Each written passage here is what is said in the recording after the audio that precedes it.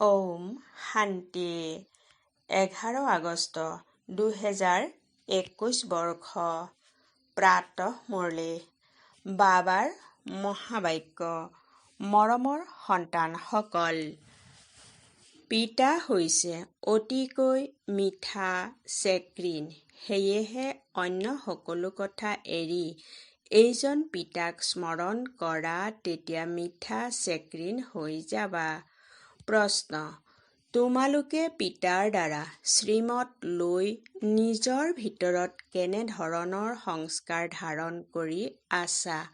উত্তৰ: ভৱিষ্যতে মন্ত্ৰী অৰ্থাৎ পৰামৰ্শদাতা অবিহনে গোটেই বিশ্বত ৰাজত্ব কৰাৰ। তোমালোক ইয়ালৈ আহিছাই ভৱিষ্যতে বাদশ্বাহী চলোৱাৰ শ্ৰীমত ল'বলৈ। পিতাই তোমালোকক এনেকুৱা শ্ৰীমত দি দিয়ে যে আধা কল্পলৈকে কাৰো ৰায় লোৱাৰ দৰকাৰ নাই। ৰায় তোমালোকে ল'বলগীয়া হয় যাৰ বুদ্ধি দুৰ্বল।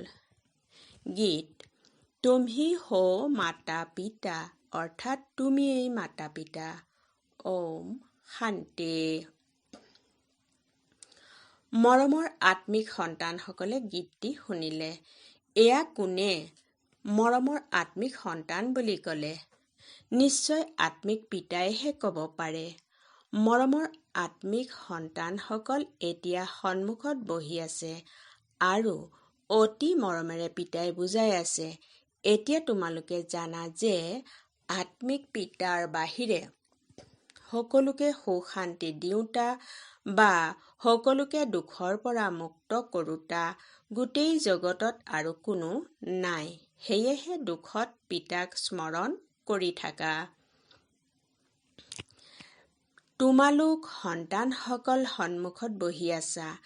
জানা যে বাবাই আমাক সুখধামৰ যোগ্য কৰি গঢ়ি আছে।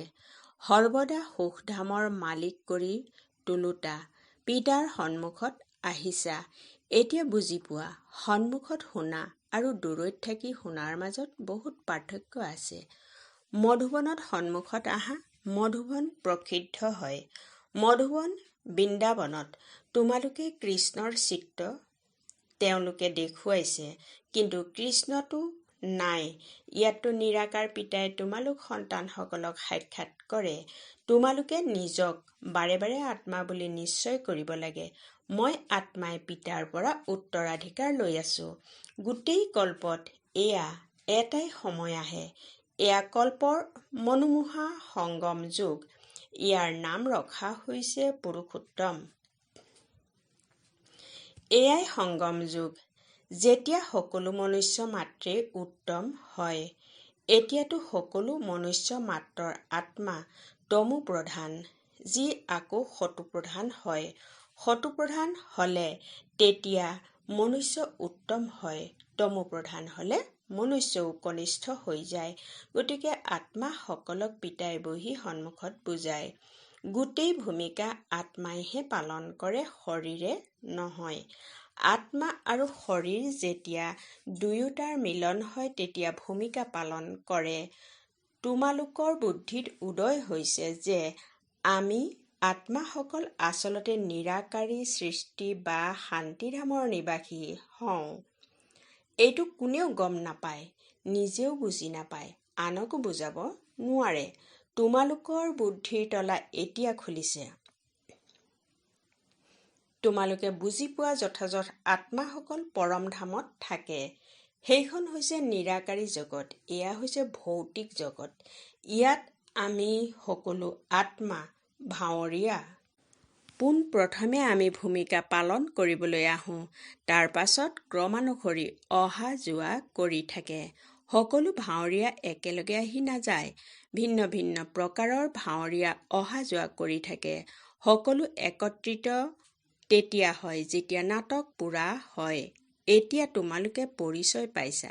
আত্মা আচলতে শান্তিধামৰ নিবাসী। ইয়াত ভূমিকা পালন কৰিবলৈ আহে।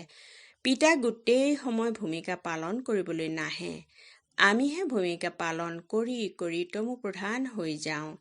এতিয়া তোমালোক সন্তানসকলে সন্মুখত শুনি বহুত আনন্দিত হোৱা। ইমান আনন্দ মুৰুলি পঢ়িলে পোৱা নাযায়। ইয়াত সন্মুখত আছা নহয় জানো? গতিকে প্ৰথমে সত্যযুগী আদি সনাতন দেৱী দেৱতা ধৰ্মাৱলম্বীসকলহে আহে। তোমালোকে জানা যে ভাৰত ভগৱান ভগৱতীৰ স্থান আছিল, এতিয়া নহয়। চিত্ৰ দেখিবলৈ পোৱা যায় তেন্তে নিশ্চয় আছিল।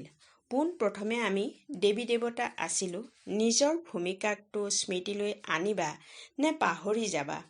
পিতাই কয়, তোমালোকে এই ভূমিকা পালন কৰিলা। এয়া নাটক হয়। নতুন সৃষ্টিয়ে আকৌ পুৰণি হয়। পোন প্ৰথমে ওপৰৰ পৰা যিসকল আত্মা আহে তেওঁলোক সোণালী যুগত আহে। এই সকলোবোৰ কথা এতিয়া তোমালোকৰ বুদ্ধিত আছে। সত্যযুগৰ আদিত তোমালোকে ভূমিকা পালন কৰিবলৈ আহিছিলা। তোমালোক বিশ্বৰ মালিক মহাৰজা বাবাই কৈছে, তোমালোক বিশ্বৰ মালিক মহাৰজা মহাৰাণী আছিলা। তোমালোকৰ ৰাজধানী আছিল। এতিয়াতো ৰাজধানী নাই। এতিয়া তোমালোকে শিকি আছা আমি বাদশ্বাহী কেনেকৈ চলাম। তাত মন্ত্ৰী নাথাকে, ৰায়দিওঁতাৰ দৰকাৰ নাথাকে। তেওঁলোকতো শ্ৰীমতৰ দ্বাৰা শ্ৰেষ্ঠতকৈ শ্ৰেষ্ঠ হৈ যায়। তেতিয়া তেওঁলোকে আনৰ ৰায় লোৱাৰ দৰকাৰ নাথাকে। যদি কাৰোবাৰ পৰা ৰায় লয় তেন্তে বুজা যাব যে এওঁৰ বুদ্ধি দুৰ্বল। এতিয়া যি শ্ৰীমত পোৱা যায় সেয়া সত্য যুগতো বাহাল থাকে। এতিয়া তোমালোক আত্মা সজীৱ হৈ আছা। এতিয়া তোমালোক সন্তানসকল দেহী অভিমানী হ'ব লাগে। শান্তিধামৰ পৰা আহি ইয়াত তোমালোক বাণীত আহা। বাণীত নহাকৈ কৰ্ম হ'ব নোৱাৰে। এয়া অতিকৈ বুজিবলগীয়া কথা। যেনেকৈ পিতাৰ গোটেই জ্ঞান আছে তেনেকৈ তোমালোক আত্মাৰো এতিয়া জ্ঞান আছে।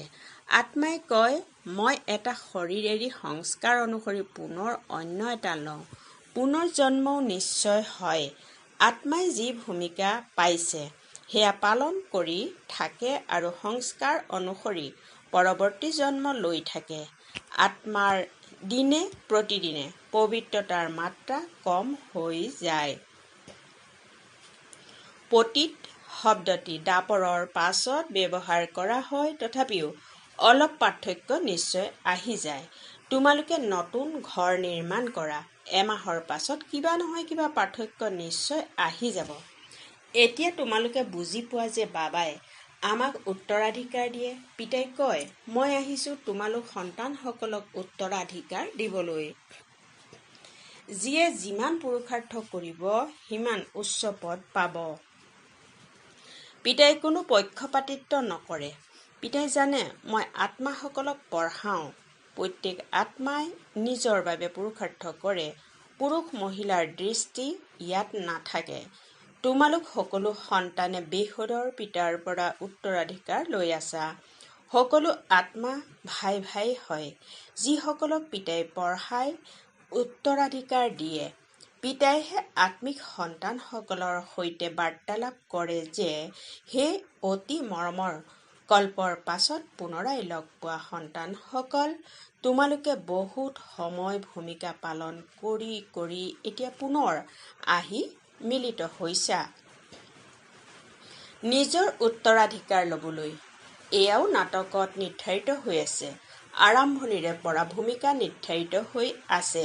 তোমালোক ভাৱৰীয়াসকলে ভূমিকা পালন কৰি কৰ্মকাণ্ড কৰি থাকা। আত্মা অবিনাশী।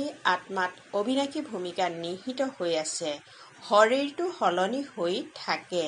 বাকী আত্মা কেৱল পবিত্ৰৰ পৰা অপবিত্ৰ হয়। সত্যযুগত হৈছে পাৱন। এইখনক কোৱা হয় পতিত সৃষ্টি। এতিয়া সুখধাম স্থাপন হয়। বাকী সকলো আত্মা মুক্তিধামত থাকিব। এতিয়া এইখন বেহদৰ নাটক পূৰা হ'ল। সকলো আত্মা মহৰ দৰে যাবগৈ।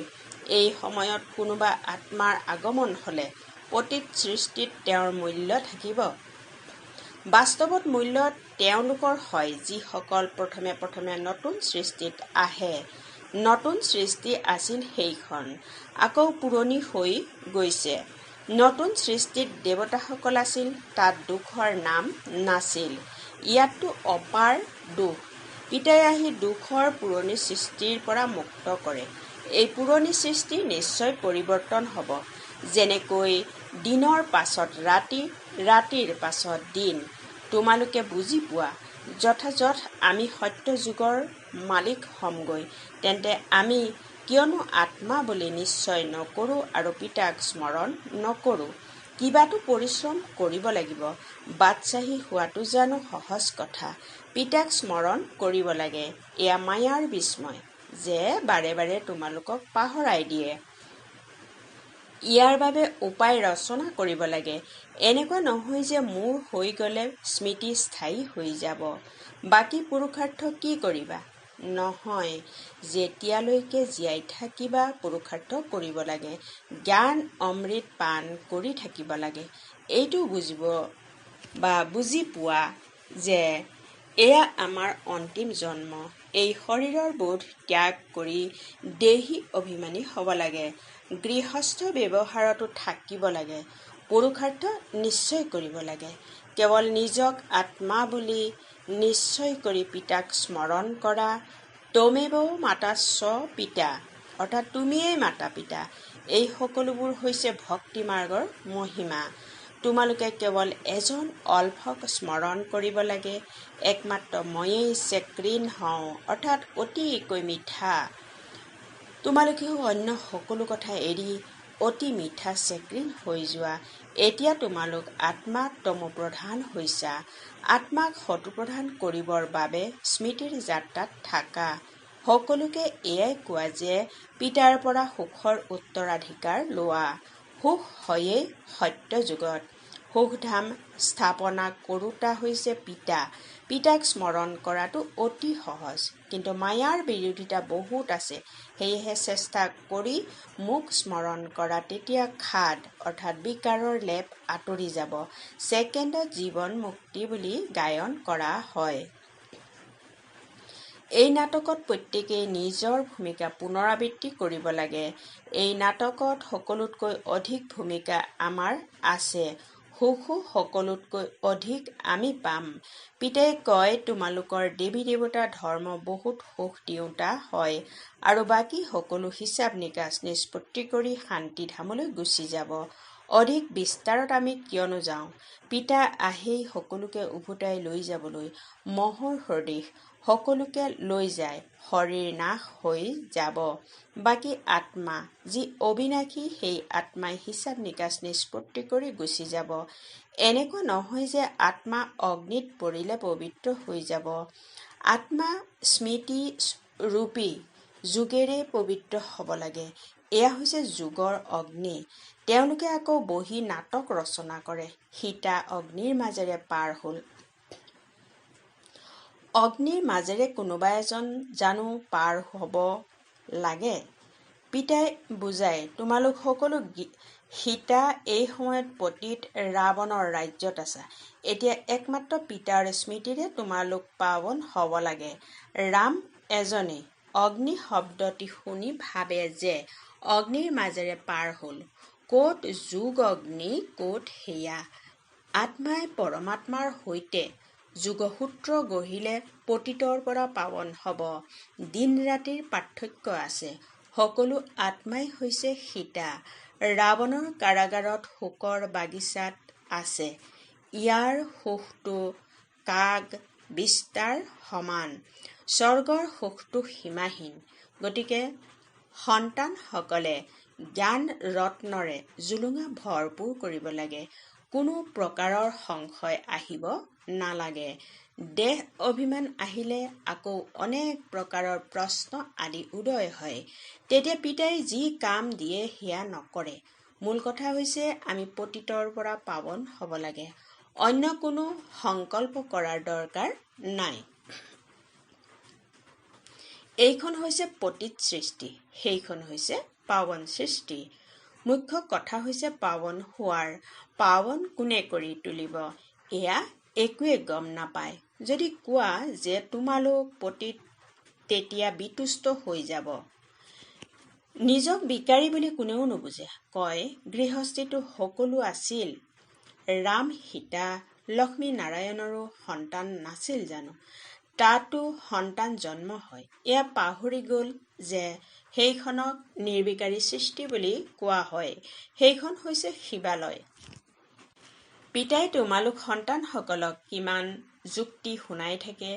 এওঁতো পিতা, শিক্ষক, গুৰু হয়, যিয়ে সকলোকে সদ্গতি দিয়ে। তাততো অৰ্থাৎ লৌকিকত এজন গুৰুৰ মৃত্যু হ'লে তেতিয়া সন্তানক গাদী অৰ্থাৎ দায়িত্বভাৰ দি দিব। এতিয়া তেওঁ কেনেকৈ সদ্গতিত লৈ যাব? সকলোৰে সদ্গতিদাতা হয়েই এজন। ৰাৱণ ৰাজ্যত হৈছে দুৰ্গতি, ৰাম ৰাজ্যত হৈছে সদ্গতি। পিতাই সকলোকে পাৱন কৰি লৈ যায়। তাৰ পাছত কোনো তৎক্ষণাৎ পতিত নহয়, ক্ৰমানুসৰি অৱনমিত হয়। সতু প্ৰধানৰ পৰা সতু, ৰজু, তমু। তোমালোকৰ বুদ্ধিত 84 চক্ৰ ধাৰণ হৈছে। তোমালোক যেন এতিয়া প্ৰকাশকুঞ্জ। জ্ঞানেৰে এই চক্ৰক জানি গৈছা যে এয়া কেনেকৈ ঘূৰে। এতিয়া তোমালোক সন্তানসকলে অন্য সকলোকে ৰাস্তা দেখুৱাব লাগে। তোমালোক সকলো সেনা, তোমালোক পাইলট অৰ্থাৎ গুৰিয়াল, মাৰ্গ দৰ্শন কৰোঁতা। সকলোকে কোৱা, এতিয়া শান্তিধাম সুখধামক স্মৰণ কৰা, কলিযুগ দুখধামক পাহৰি যোৱা। আমি আপোনালোকক বহুত ভাল ৰাস্তা দেখুৱাওঁ। পতিত পাৱন এজনেই নিৰাকাৰ পিতা। তেওঁক স্মৰণ কৰিলে আপোনালোক পাৱন হৈ যাব। আপোনালোক আত্মাত যি মামৰৰ লেপ পৰিছে সেয়া আঁতৰি যাব। ভগৱানুবাচ অৰ্থাৎ ভগৱানে কয়, মন্মনা ভৱ। নিজক আত্মা বুলি বুজি পৰমাত্মাক স্মৰণ কৰা। শিৱ ভগৱানুবাচ অৰ্থাৎ বিনাশ কালত অপ্ৰীতিকৰ অৰ্থাৎ ভ্ৰষ্ট বুদ্ধিৰ হলে বিনাশ হয় আৰু বিনাশকালত পৰমপিতা পৰমাত্মাৰ সৈতে প্ৰীতি বুদ্ধিৰ হলে বিজয় হয়। তোমালোকৰ যিমান প্ৰীতি বুদ্ধি হ'ব সিমানে উচ্চ পদ পাবা। দেহ অভিমানত আহিলে ইমান উচ্চ পদ পাব নোৱাৰিবা। ভাল বাৰু। অতি মৰমৰ কল্পৰ পাছত পুনৰাই লগ পোৱা সন্তানসকলৰ প্ৰতি মাতা পিতা বাপ-দাদাৰ স্নেহপূৰ্ণ স্মৰণ আৰু সুপ্ৰভাত। আত্মিক পিতাৰ আত্মিক সন্তানসকলক নমস্কাৰ। ধাৰণাৰ বাবে মুখ্য সাৰ নম্বৰ 1। জ্ঞান ৰত্নৰে নিজৰ জুলুঙা ভৰপূৰ কৰিব লাগে। কোনো প্ৰকাৰৰ সংশয় আনিব নালাগে। যিমান সম্ভৱ পিতাক স্মৰণ কৰাৰ পুৰুষাৰ্থ কৰি পাৱন হ'ব লাগে। বাকী প্ৰশ্নত যাব নালাগে। 2 নম্বৰ। এজন পিতাৰ প্ৰতি সঁচা প্ৰীতি ৰাখি পিতাৰ সমান মিঠা চেকৰিন হ'ব লাগে। বৰদান। প্ৰত্যেকৰ ৰায়ক সন্মান দি বিশ্বৰ দ্বাৰা সন্মান প্ৰাপ্ত কৰোঁতা বালক তথা মালিক হোৱা। বহলাই এনেদৰে কোৱা হৈছে, কোনোবা সৰুৱে হওক বা ডাঙৰে হওক, তোমালোকে প্ৰত্যেকৰ ৰায়ক সন্মান দিয়া। কিয়নো যিকোনো ৰায়ক প্ৰত্যাখ্যান কৰা মানে নিজে নিজক প্ৰত্যাখ্যান কৰা। সেইবাবে যদি কাৰোবাৰ ব্যৰ্থক কাটিবলগীয়াও হয় তেতিয়া প্ৰথমে তেওঁক সন্মান দিয়া, স্ব-মান দিয়া, তাৰ পাছত শিক্ষা দিয়া। এইটো এটা পদ্ধতি। যেতিয়া এনেকৈ সন্মান দিয়াৰ সংস্কাৰ গঢ়ি উঠিব তেতিয়া বিশ্বৰ পৰা তোমালোকে সন্মান পাবা। ইয়াৰ বাবে বালক তথা মালিক, মালিক তথা বালক হোৱা। বুদ্ধি বেহদত শুভ কল্যাণৰ ভাৱনাৰে সম্পন্ন হওক। শ্লোগান। মস্তকত সদায় সংগৰ স্মৃতিৰ তিলক লগোৱা। এয়াই সধবা অৱস্থাৰ চিন। ওম শান্তি।